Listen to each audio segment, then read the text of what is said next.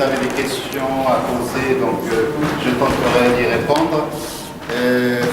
Enfin, en gros, moi, je mets l'humain au cœur de ma problématique. C'est-à-dire que c'est des questionnements autour de l'humain, de son rapport, en fait, le rapport à lui-même, à l'autre, au monde, avec plusieurs, en fait, comment dire, de façon à décortiquer, en fait, les multiples facettes de l'homme, notre rapport au monde, avec toute cette dualité, en fait, qu'on a en nous. En gros, en fait, je travaille sur toujours cette opposition de deux mondes, de dualité. Il y a cette notion du masculin-féminin en animal, mais c'est toujours par métaphore. C'est-à-dire que la présence, par exemple, de l'animal dans mon travail, c'est pas forcément la représentation de l'animal, mais toujours par métaphore, ça renvoie à notre propre animalité. Donc il y a cette dualité aussi de homme-adulte, enfin, l'adulte, enfant, l'homme et la machine, et toujours par métaphore, c'est-à-dire que la présence de la machine aussi renvoie à cette notion de rapport à l'évolution, au progrès. Vous allez retrouver toujours mon travail, soit cette machine qui est symbolisée par une espèce de mécanique, qui représente aussi l'être humain, parce que l'être humain lui-même c'est une espèce de mécanique, de mécanisme assez complexe. Après, il y a cette notion que vous allez retrouver, en fait, cette particularité dans mon travail, ce travail aussi qu'on appelle ça de la distorsion.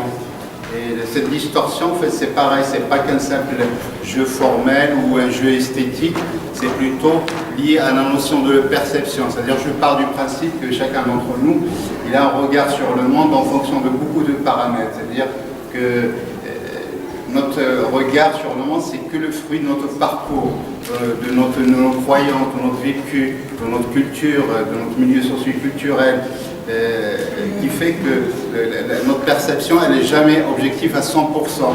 Elle est quelque part altérée par tous ces éléments-là. Elle n'est que le fruit de notre parcours. C'est pour ça que personne d'entre nous, il peut prétendre avoir un regard juste sur le monde. C'est-à-dire que je parle du principe, c'est l'addition de nos perceptions qui tend vers l'universel, qui tend vers le juste. En fait, quelque part, je travaille sur cette notion d'imperfection. Je ne sais pas qui c'est qui l'avait dit, je pensais que c'était Ovid qui a dit que la perfection n'est pas dans l'homme, mais dans l'idée de le devenir. En fait. C'est pour ça que je travaille sur cette notion d'imperfection. Et j'illustre ça, vous savez, des fois par un exemple, c'est comme si vous prenez, enfin la perception, c'est comme si vous prenez, je ne sais pas, un cube métallique, vous le mettez en haut d'un ravin, vous le jetez, et au cours de sa trajectoire, il va coller sur des obstacles, et à l'arrivée, il n'aura que la forme de sa trajectoire. La perception, notre perception, c'est un petit peu ça, c'est un peu le fruit de notre trajectoire. D'où cette distorsion dans mon travail. Après, en fait, mon travail, elle est nourrie de pas mal de choses, c'est-à-dire que je fais référence à des contes qui sont soit issus de ma propre culture, soit en fait de la culture occidentale en général. Ça peut être, par exemple, le thème de Don Quichotte. Je peux partir d'un personnage aussi qui est dans la culture arabe, qui est l'équivalent de Don Quichotte, qui s'appelle Joa, donc, où ça peut être aussi des références à la mythologie. Mais tous ces contes, en fait, ils sont un peu comme une espèce de fil conducteur pour des fois traduire quelque chose qui peut être lié aussi à une actualité. Donc, avec toujours cette espèce d'approche.